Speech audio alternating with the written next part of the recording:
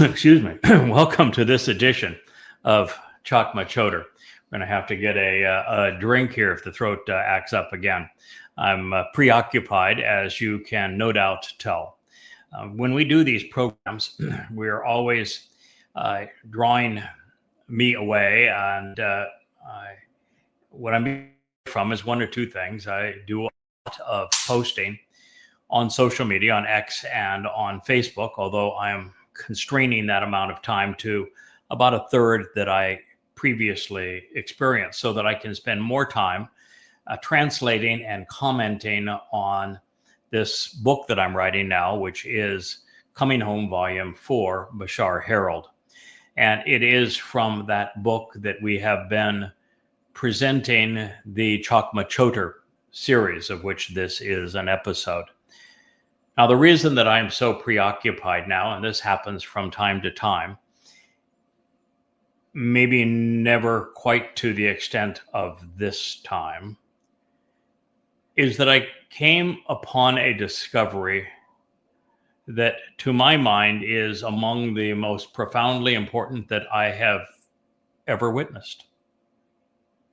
And it's one that I have always suspected. It's one that I got exceedingly close to determining, but just didn't take it all the way there, all the way home. And what this is, because if I don't share it with you, I will certainly lose the ability to focus on the other material, because this is that extraordinarily profound. I went back to Daniel 9, which is where Gabriel, God's most capable and courageous man, who is none other than Doe to David, who about 400 years after his first of three lives appeared in Babylon. Most occasions he appeared with Michael and with Elia. On this occasion, we're just told that it was Dode who was there. And he issued the most sweeping prophecy ever uttered. And there's this whole host of things that are associated with it. And in good time, we will go through all of them. And then he presented a timeline where he explained that it would be a very specific number of years, 476 to be exact. Well, to be exact, 476 years and 21 days. From the vernal equinox, which would have been the beginning of the year in 444 BCE, to a vernal equinox 476 years from that time, plus another 21 days. And what that does is it brings us to the to March, and I'm going to go by memory here because it's the document that I'm working on is in the other studio. But it is March 20th, a Friday, which is not only the vernal equinox in that year, but it is the first observable crescent of a renewing light on the surface of the moon. So that would be exactly to the day 476 years from 444 BCE. So in 33 CE, it is the vernal equinox, the 20th of March in that year, which also makes it the first day of Abib. And that means that 14 days later, actually on the sunset on the 13th, using the Hebrew method, would be Passover dinner, that supper, if you will, Passover dinner. That would occur on a Thursday evening, with Passover itself transpiring on a Friday in that year, such that matzah occurred, which is a Shabbat celebration, on a natural Shabbat in 33 CE. And the conclusion of matzah in 33 CE being exactly 21 days later. And that means to the exact date. Dode, in the 6th century BCE, foretold exactly to the day when he would complete his fulfillment of Chakmah Choter, to the exact day.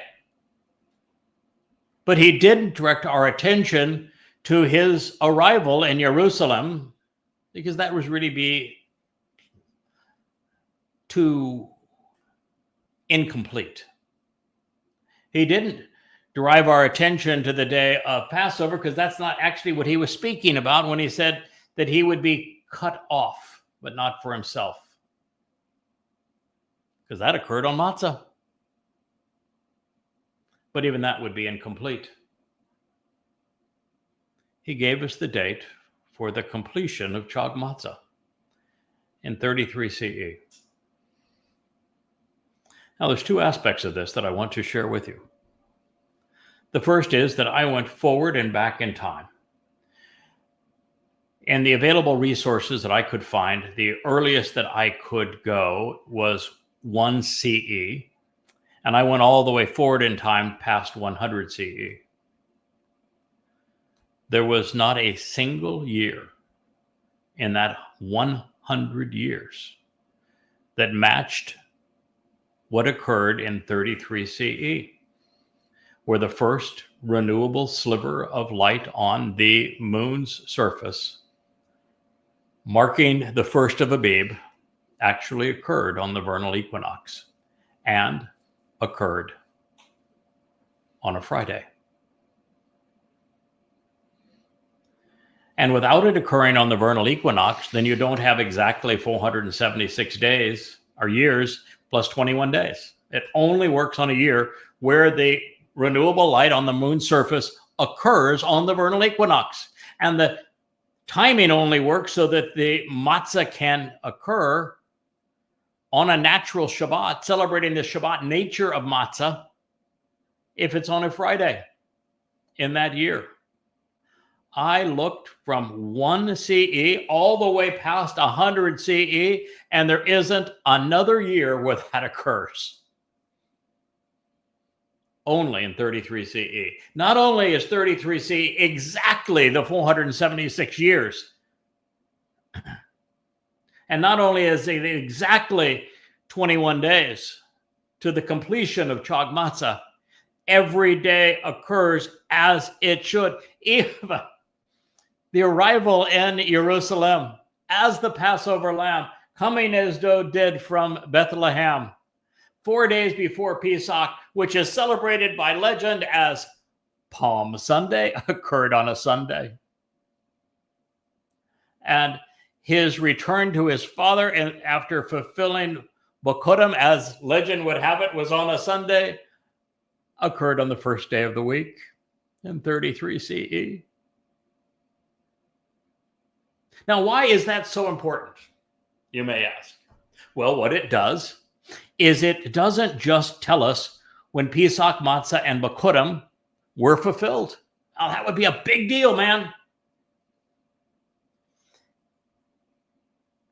It doesn't just tell us that Dode fulfilled it, which I think is the single greatest discovery in human history. That Dode, speaking for himself as the Messiah, told us when he himself would fulfill Pesach, Matzah, and Bokutim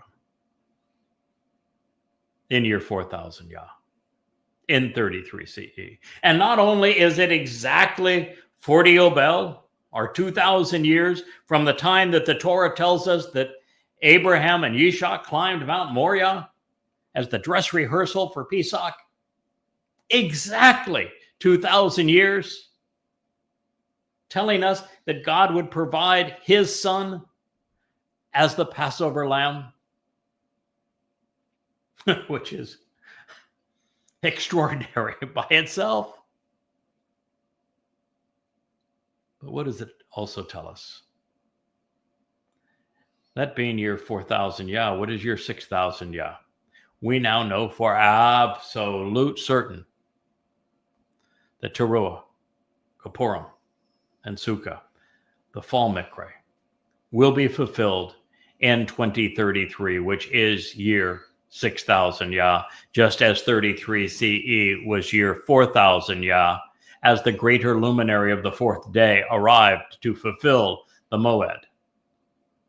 Just as 1968 BCE, when there was the dress rehearsal for Pesach between Abraham and Yitzhak on Mount Moriah, it was year 2000 Yah, and that Adam and Chawah were booted from the garden in 3968 BCE, year 0 Yah.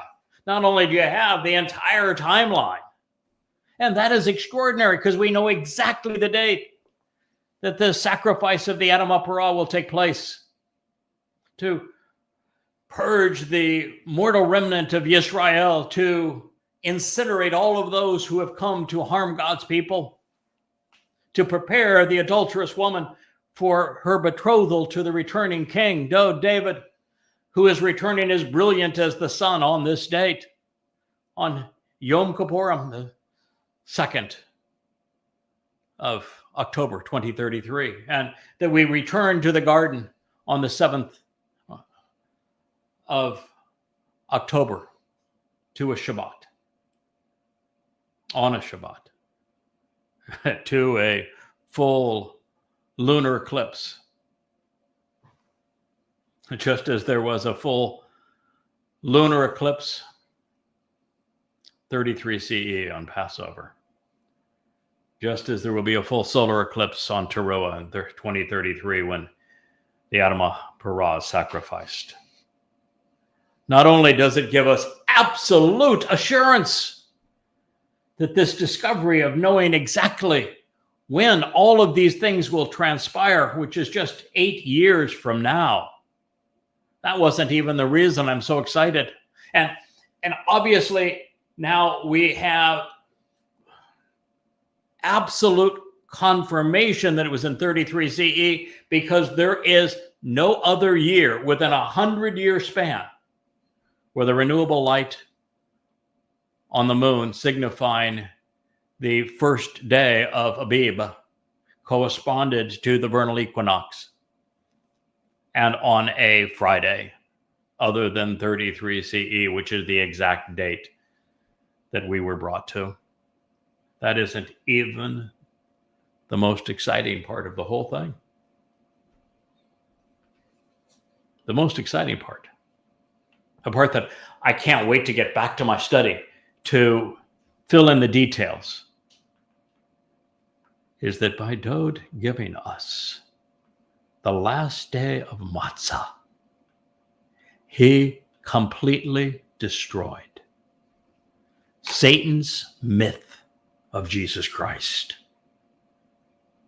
Completely obliterated it. Because what happens with Christianity? They give some backhanded notion that, maybe the crucifixion took place on a Passover. We don't really know why. We'll maybe mention that the Last Supper was really on Passover, but we don't want to know why. We don't want to talk about it because, Paul completely destroyed any connection between Christianity and those invitations from God. We don't, that old God, we don't want anything to do with him. We don't even know why it took place on these days, because it really doesn't work for our religion anyway. And we certainly, we have a Mahi Thursday. Yeah, okay, for the dinner. We have a Good Friday. We don't know what we call it good, but I guess we just love to have a dead God on a stick. But we call it Good Friday for that crucifixion. We got that part. But we don't even mention what happened on Saturday. It was nap time in the grave.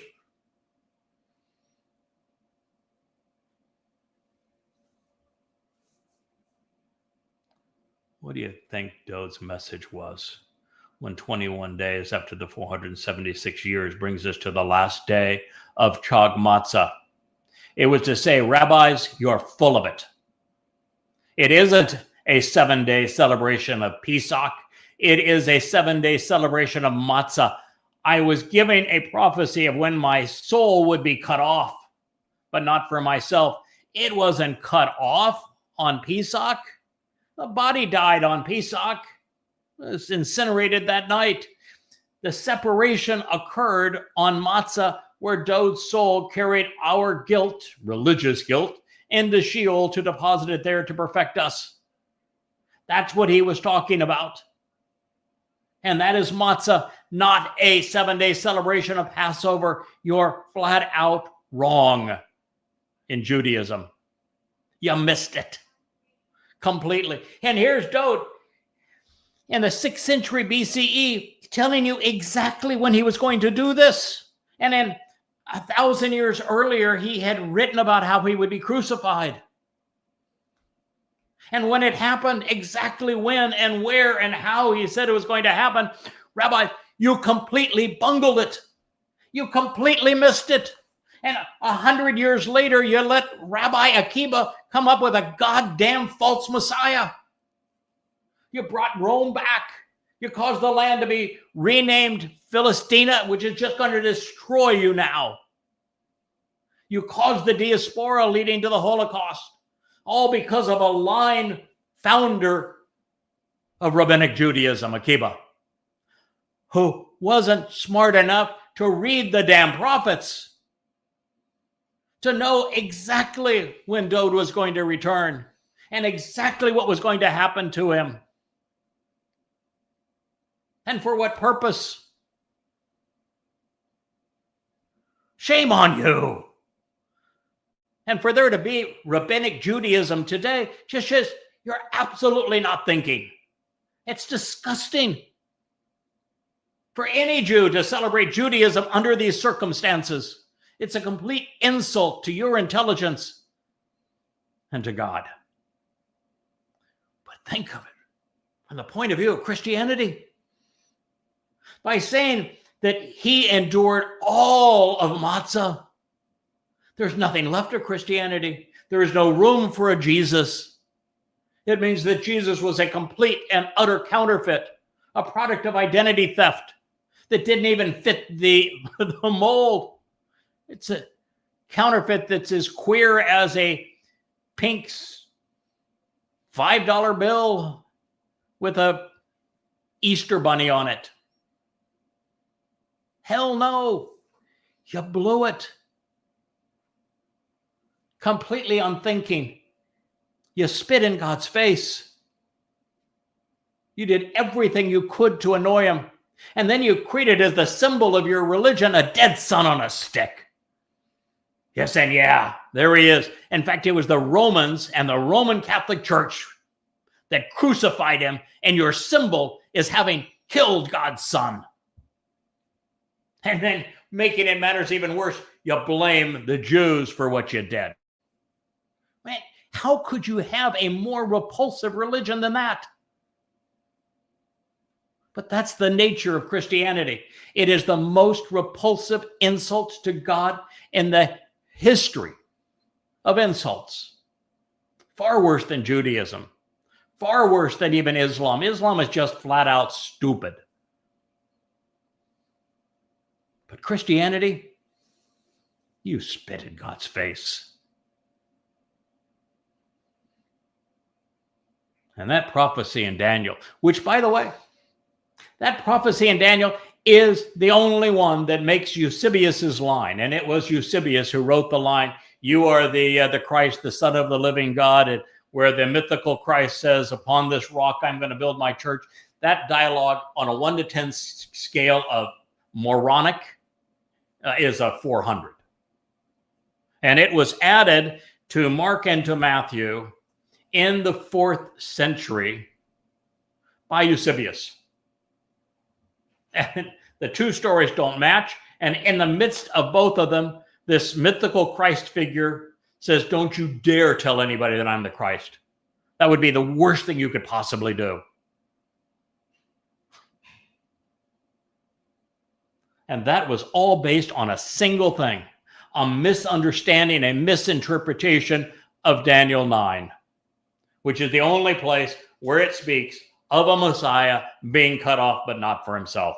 The only place that occurs is in Daniel 9, and there it is, Dowd, the actual Messiah and Son of God, who is telling us that he is going to completely fulfill Chakmah Choter. That means that Christianity isn't just a counterfeit, not just a crude counterfeit, but the ultimate insult to everyone's intelligence and a complete abomination to God. Everything that I have learned and that I have shared with you over these past 24 years is confirmed. So, that's why I was just a touch distracted. This kind of stuff means the world to me. To find it, to understand it, to prove it, to share it, to come to conclusions regarding it that I know there isn't a single soul in 3,000 years who has been able to perceive what I've just shared with you. And there are very few things that can be even remotely as important as this. To be used by Yahweh in this way, for this benefit at this time, yeah, it is exciting. And it is confirming. So yeah, it's a big deal. Huge. In fact, it might even be worth shouting. Huge!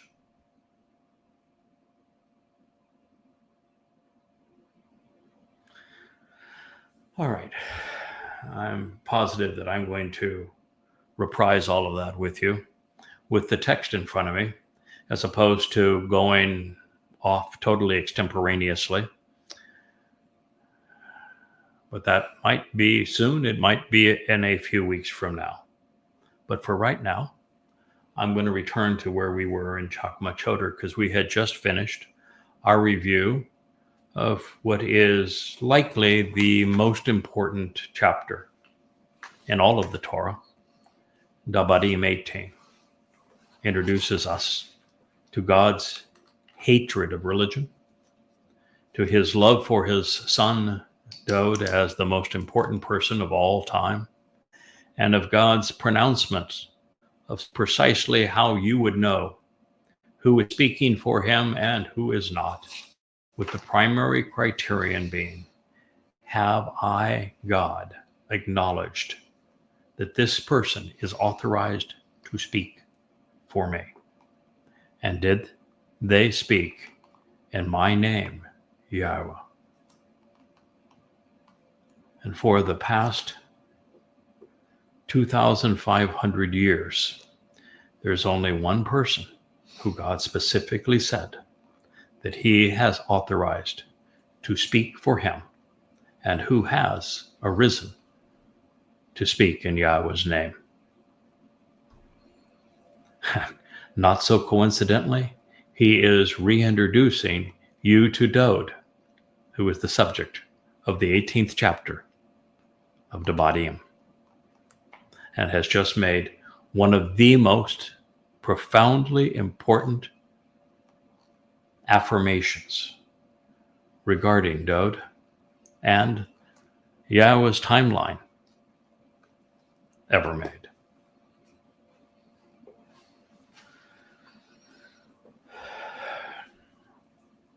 Moving on to Chakmah Choter. Now that we have completed our review of the 18th chapter of Dabarim, Deuteronomy, we find that Yahweh had a great deal to say about how we should respond when we encounter Goyim, non-Israelites, and find them promoting religious beliefs which differ materially from God's Torah instructions. I'm laughing because today's series of shorts were exceedingly antagonistic towards Christianity. In fact, with my series of shorts that were presented today, I managed to lose 20 followers on X, which is typically several days of several hundred posts to acquire that many followers on X. And they just disappeared as I told them the truth about Christianity. That, in fact, I would say that one of them in particular, the one that I posted twice, both on Facebook and on X, if you care to read it, is probably the most important 50 seconds ever revealed on any social media account, ever.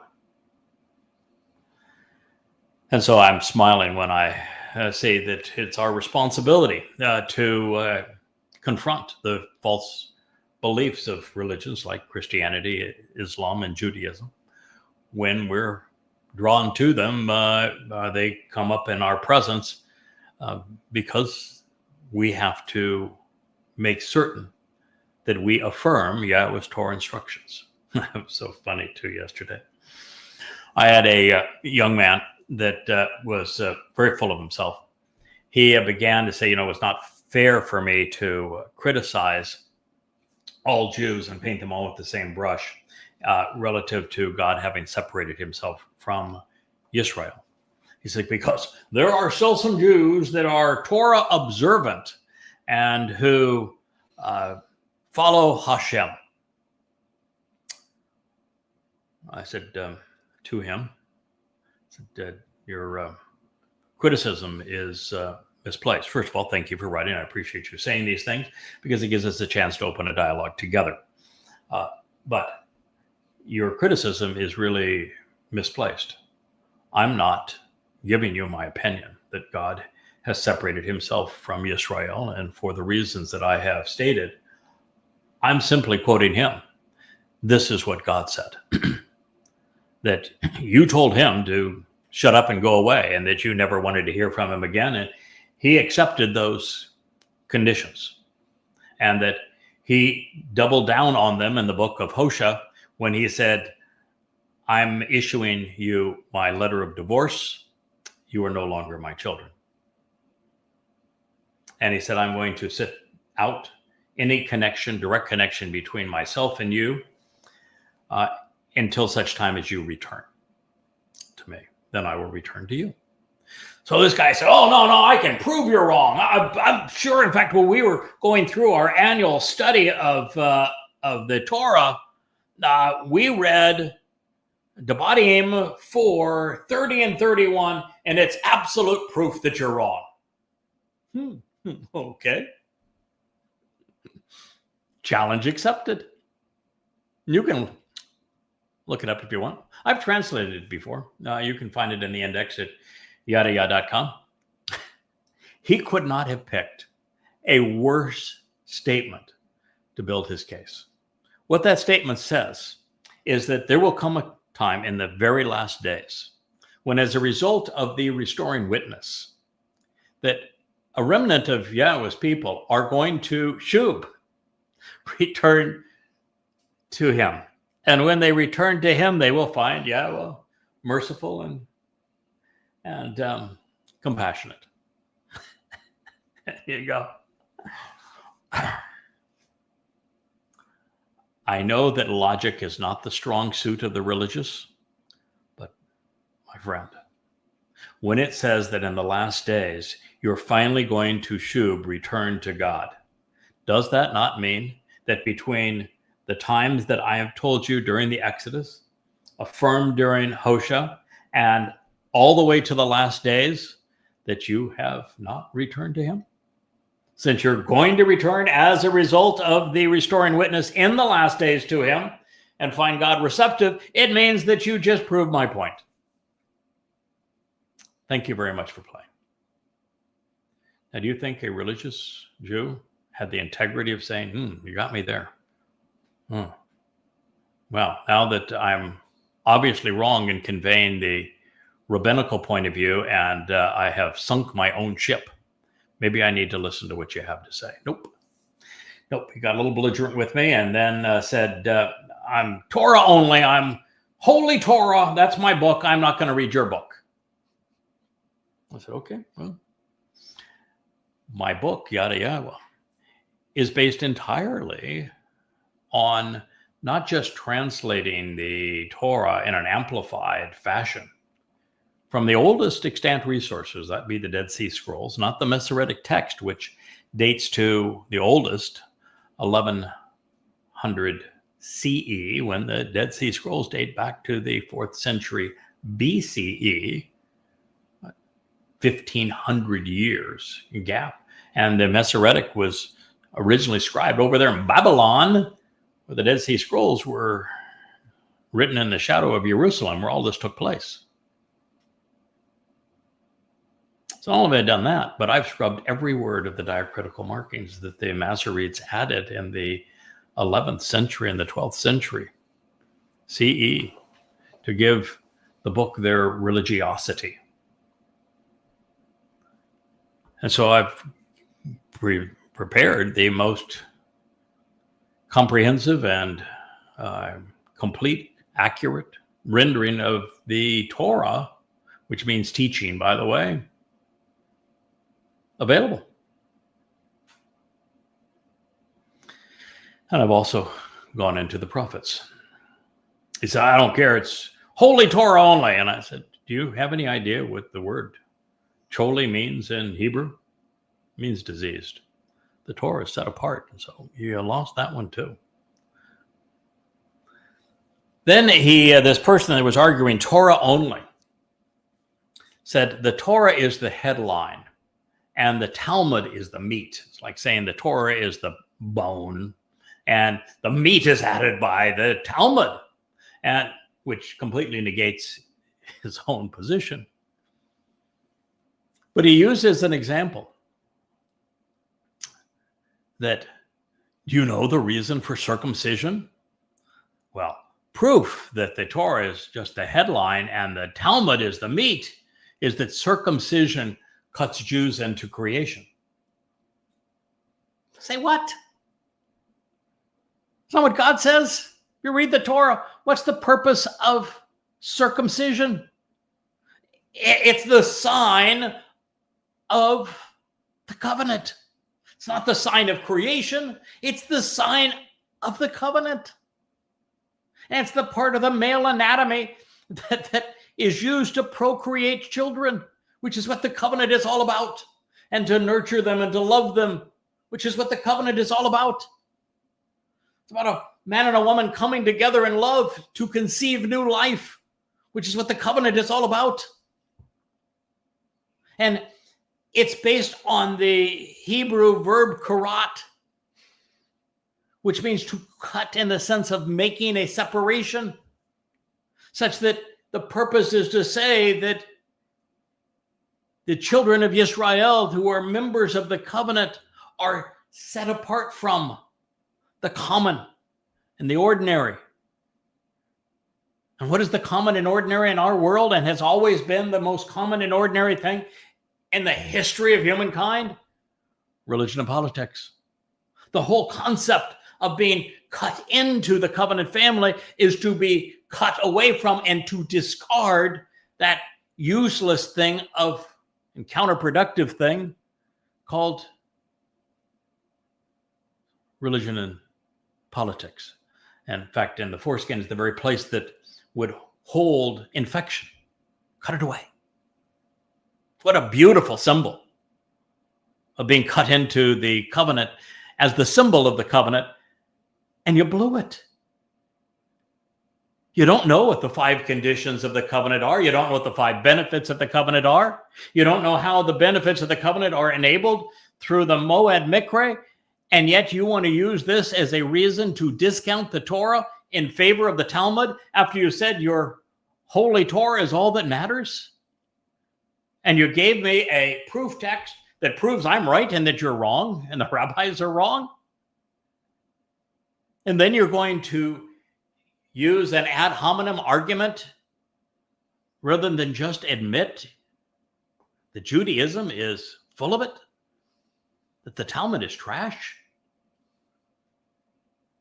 And you won't even say God's name on top of all of that. You won't even pay attention to what the Torah says regarding Yahweh's name.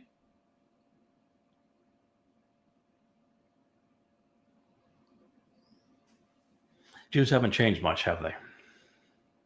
Since the Exodus, where they told God to shut up and go away. We don't want to hear from you again. No, we're too busy listening to our rabbis. And then you realize that it was the rabbis that missed all of this material that I just shared with you regarding Dod's fulfillment of Chakmah Choter, and foisted a false Messiah that caused the diaspora and the renaming of the land Palestine to haunt Jews for the next 2,000 years.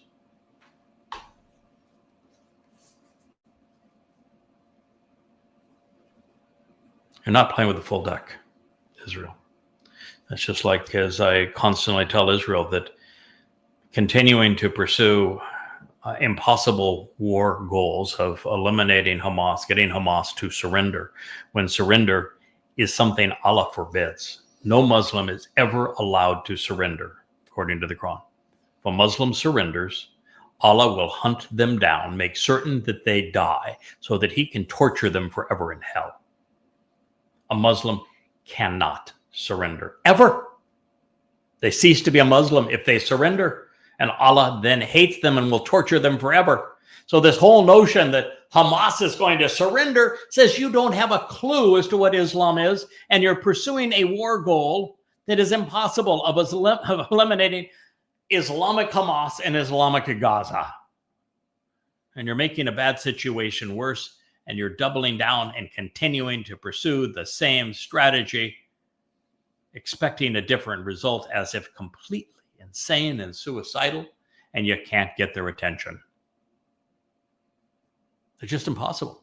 I feel like Moshe. Moshe said to God, might as well just kill me, because no one can do this. There is no one that can lead these people. They're impossible.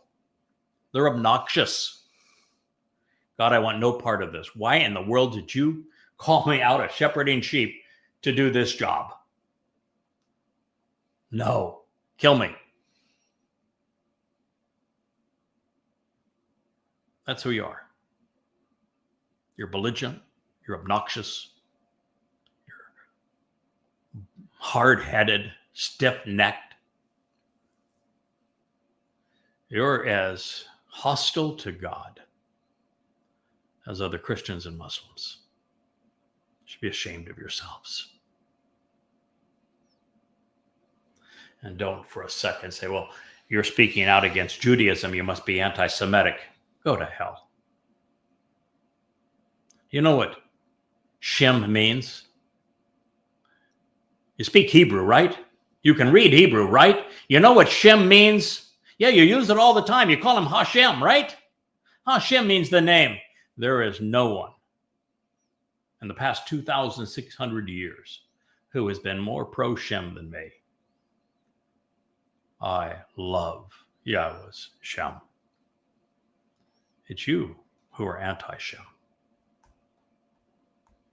Think about it.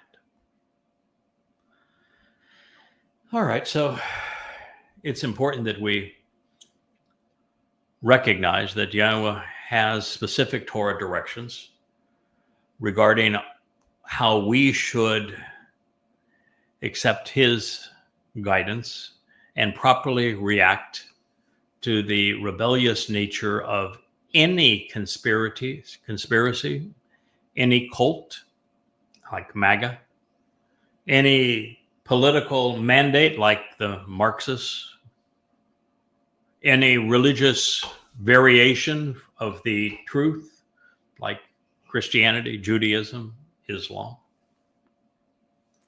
And we should recognize that God wants us to do that we have a mission on behalf of God's people to clear away the rubbish so that they might perceive the truth. The religious have perpetrated an attack in the very heart of what is true. And in the process, they have lured many away who would otherwise have been part of God's family through guile. And as a result of that, I am motivated to identify them and to speak out against them. And we've even had one here recently in our midst that Yahweh refers to as a leprous hornet's nest in Numbers, Bamidbar 12. And so it's important that we expose and attack all who would try to lead people away from this truth and who would preclude you from knowing the profound insights that we are delivering. And it was, in fact, in the use of Sarah, which is an infectious and plagued, confused and discouraged, malignant and leprous pest in the form of an aggressive wasp, which led us directly to Numbers 12 and the identification of the perpetrator then in Bamidbar 7.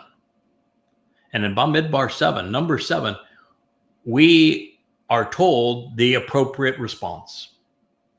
Similarly, the word patterns found in Numbers 19 led us to Bamidbar 5 when addressing how the Adamah Parah will prepare and cleanse the adulterous woman, one of the most profoundly important connections that we've ever made.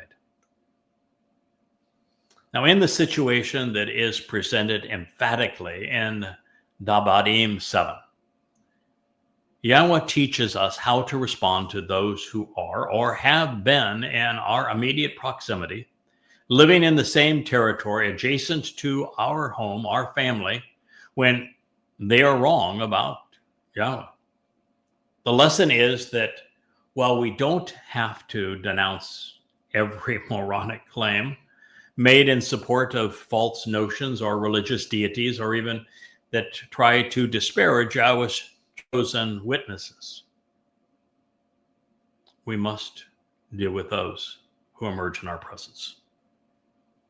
According to Yahweh, our reply must be unrelenting and uncompromising as we work alongside God to expel and destroy those with a different agenda. And while Yahweh will make this point early and often, it is his culminating pronouncement that drives his instructions in this regard home, and in no uncertain terms. There is to be no compromise, no relenting, no attempt to save those who have gone astray, who are now rebellious, and a complete and ongoing devotion to their utter destruction is what God mandates. And so, considering all of the fuss, what is the muss? God says, as a sign of ownership, when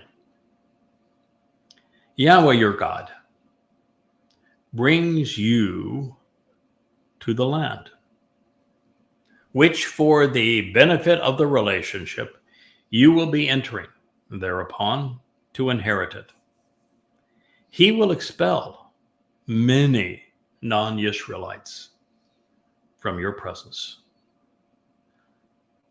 The ha-chitti, the scattered and abolished, the dismayed and broken.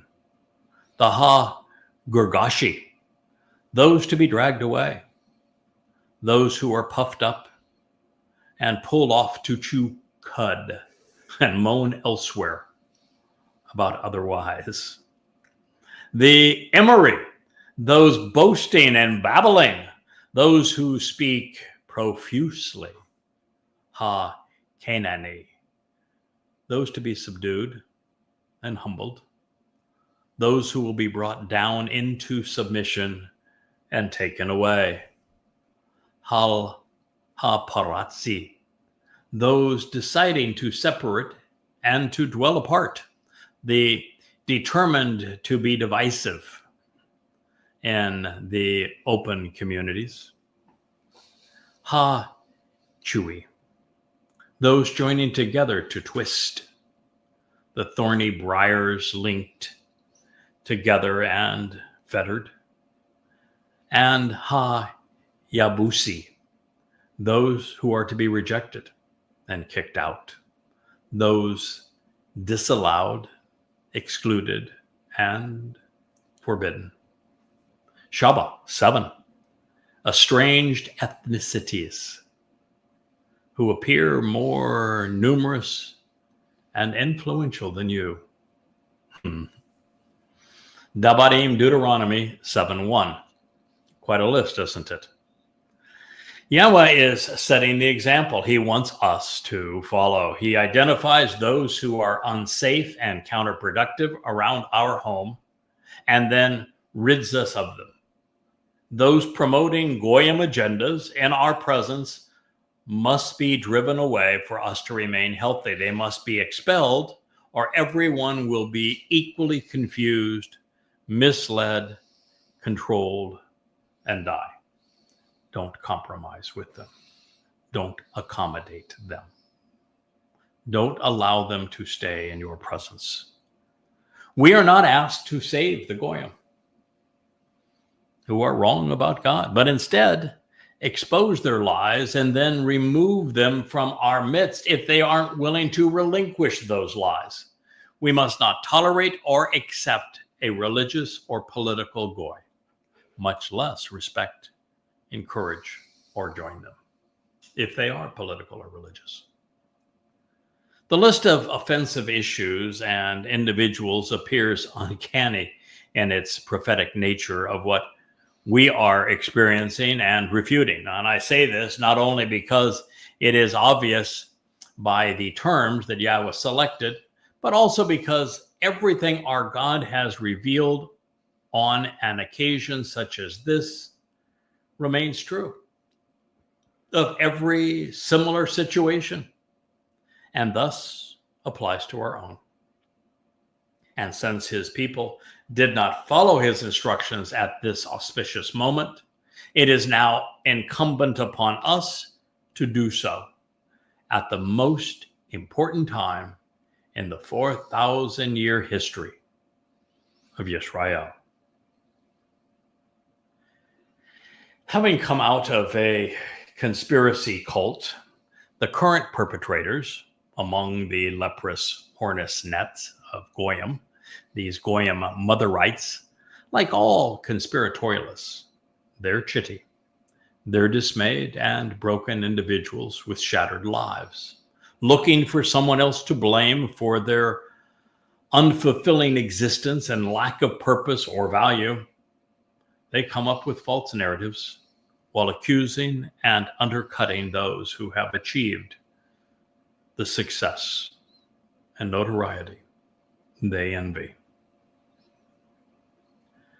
By misappropriating and twisting my translations and the insights that I have drawn, those with a different agenda have Gergashi, dragged far too many away to moan and groan elsewhere about otherwise.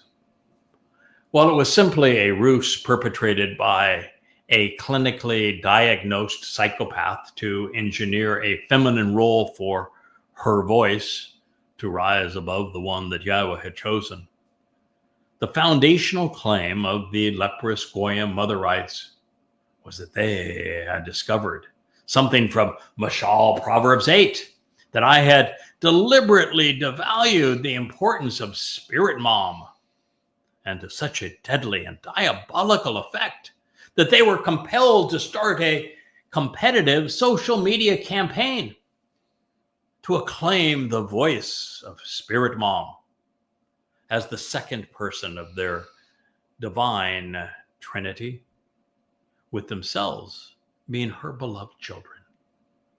They would even rewrite Yahweh's name to affirm their dubious agenda, making it masculine, female, feminine, with children all included. Of course, they got everything wrong, but nonetheless, they made a pathetic attempt. There were, however, some serious problems with their assertions. One, Mashal, Proverbs 8 doesn't even mention the Spirit of Yahowah, nor is there a reference to an M, mother, anywhere to be found in the whole of it.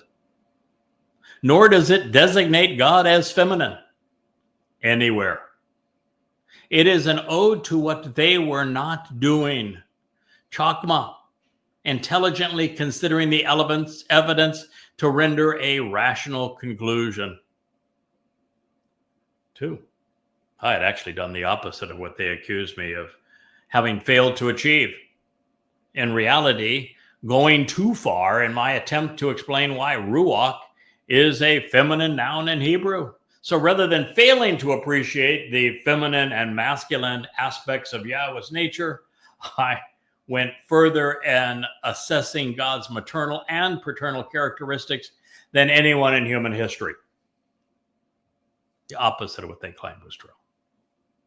And they knew it, making the very premise of their existence as a rival voice for their spirit mother an outright lie. Yahweh is Echad. He's one, not two. He's not schizophrenic, I can assure you.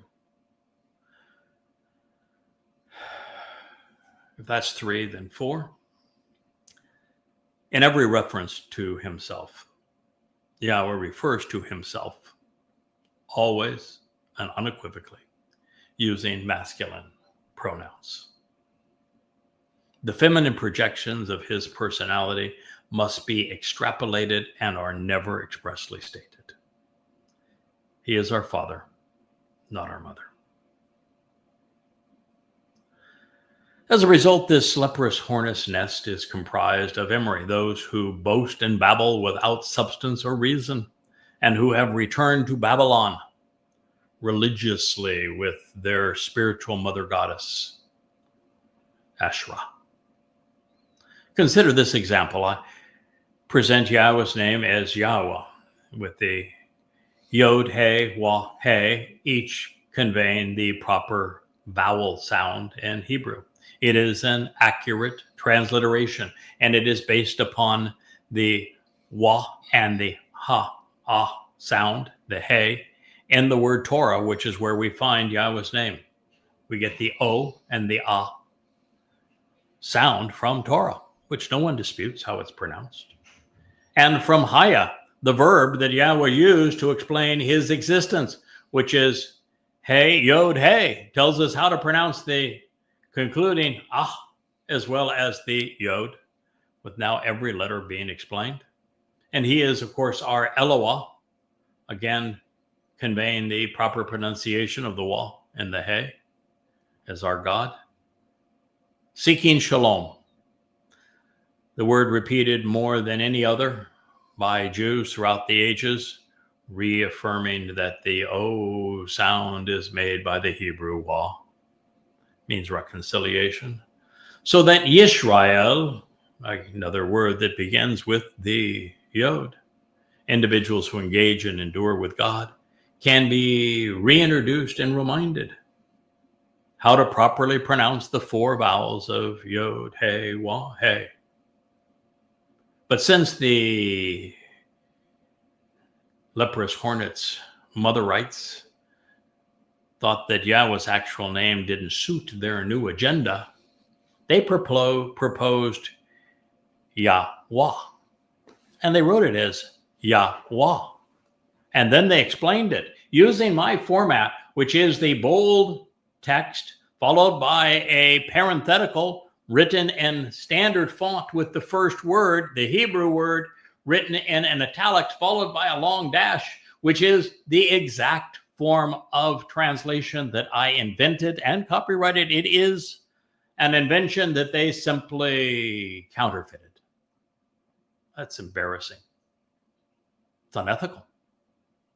They're passing off my work as their own and misleading in the process, changing God's name in the process. They made it Yahweh, a pictorial of the family of Elohim, which includes father, and they have father as the Yod. Guess what?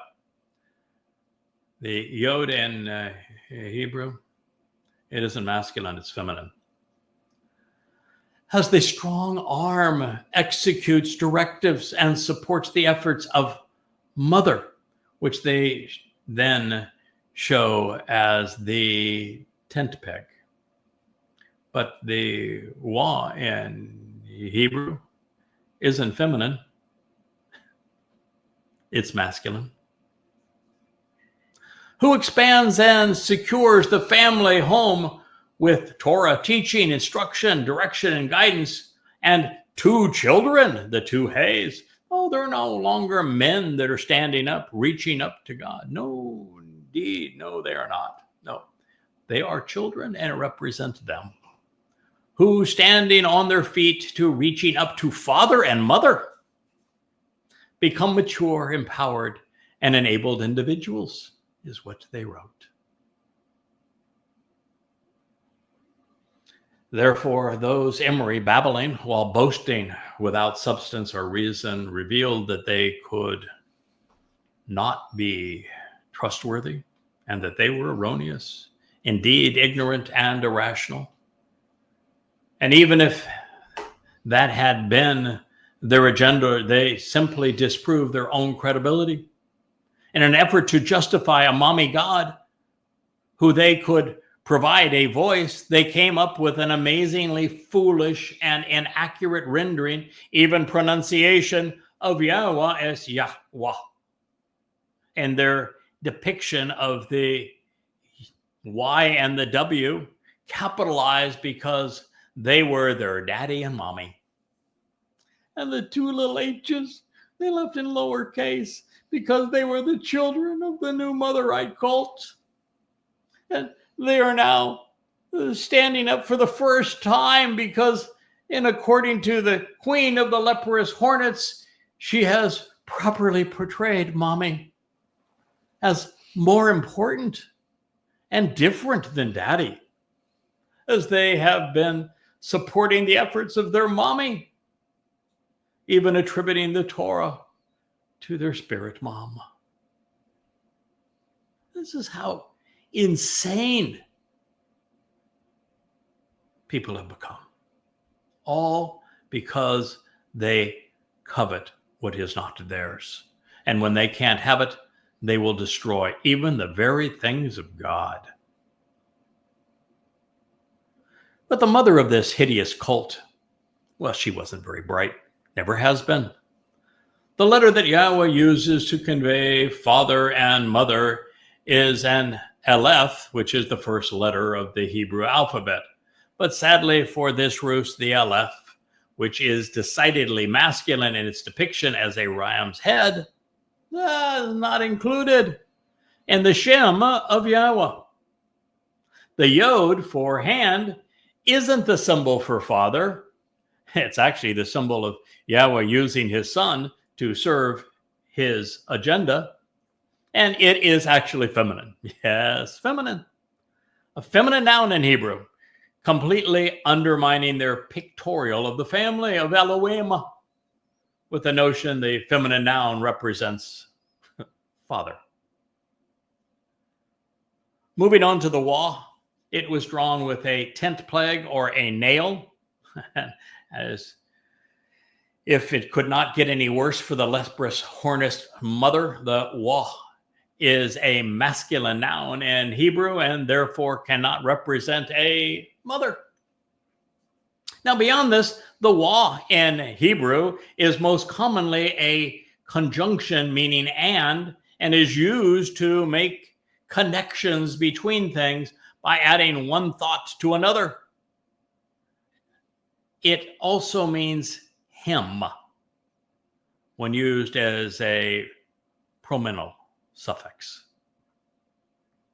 But the actual mother of the rebellious conspiracy cult has consistently seen vaginas throughout the Torah, including the tabernacle. So for her, the Wah became her mother's private part.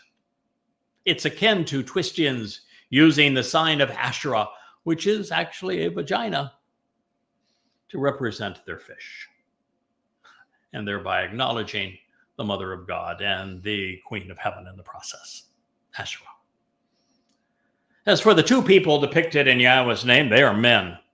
standing tall, pointing up and looking up to Yahweh. In terms and conditions of the Bereth covenant were, after all, narrated and pronounced, established, and reintroduced through men named Abraham, merciful father, Moshe to draw out, Dod, the beloved, and Yada, one who knows.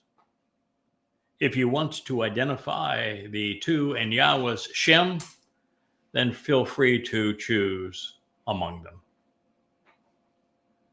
How easily beguiled does one have to be counted among the hornets and the embittered and rebellious Leprith Goyim Motherite cult? Those hawking this toxic snake oil for followers and for likes have become the epitome of dunderheadedness.